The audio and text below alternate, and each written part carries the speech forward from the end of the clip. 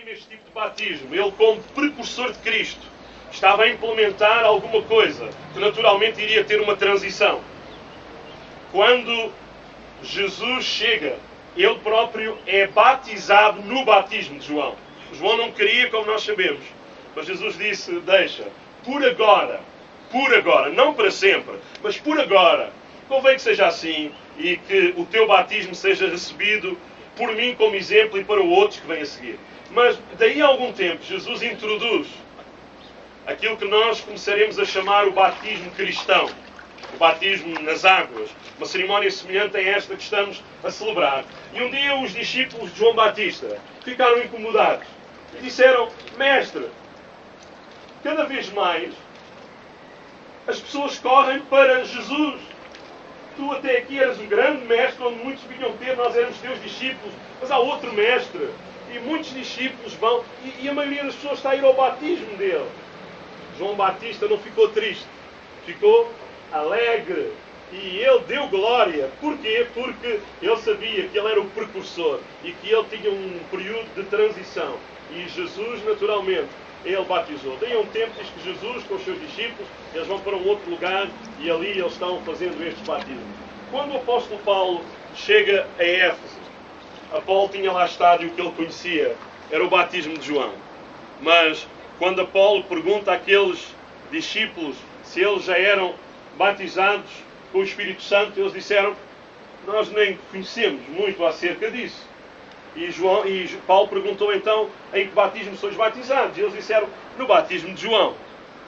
Mas Paulo batizou-os no batismo cristão, batizou-os nas águas, e eles também foram cheios com o Espírito Santo.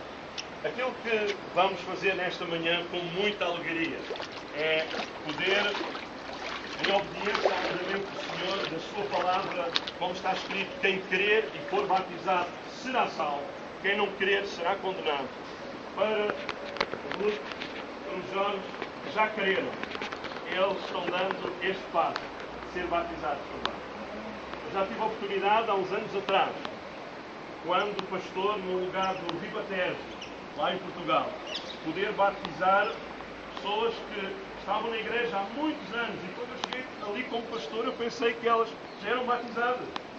Mas batizei uma irmã com 30 anos de crente e outra com 40, e que não eram batizadas. Elas nunca tinham compreendido esta responsabilidade, e eu tive este privilégio, sinto muita alegria por isso. Mas lembro-me de um irmão que passou toda a sua vida, até poucos meses antes de morrer, fazendo muito mal aos crentes. Tudo o que ele podia, ele fazia de mal, seja de que género de mal fosse. Mas um dia aquele homem aceitou Jesus. A esposa orou a vida toda, a filha orou, a neta orou, a vida toda. E ele finalmente aceitou Jesus. E depois de aceitar Jesus, ele falou do batismo. Eu disse: fantástico, vamos ter daqui a poucos meses, e começámos naquela fase de preparação. E ele esteve na fase de preparação, mas de repente a esposa telefonou-me e disse: pastor, meu marido, eu já sabia que ele estava doente e já tinha sido mandado para casa para os últimos dias de vida. E ela chamou-me e disse: pastor, meu marido está mesmo nos últimos momentos. E eu fui lá à casa, estive com ele morreu literalmente nos meus braços, mas morreu salvo e foi para o céu. Depois perguntam: mas pastor, ele não teve tempo de ser batizado? Pois não, tal como o ladrão arrependido lá na cruz não teve tempo, mas no seu coração ele já tinha decidido, e ele foi recebido na glória celestial. A Ruth tem tempo, e os Jorge também, e é por isso que eles estão aqui, porque não querem perder a oportunidade.